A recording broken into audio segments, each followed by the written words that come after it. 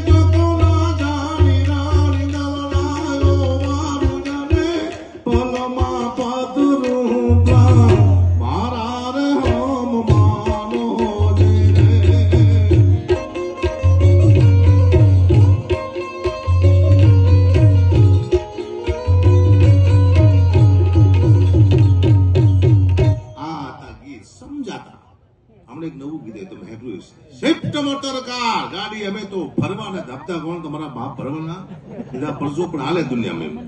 મને હમણાં રસુભાઈ ફોન આવ્યો, કોઈ ધારાસભ્ય નહોતા એવા, મને કીધું રૂપિયા ઉદઘાટનમાં આવવાનું તમારે દેગામ શીનું કે શમશાનનું. હું શમશાનનું ઉદઘાટન કરાવ્યું છું દેગામ.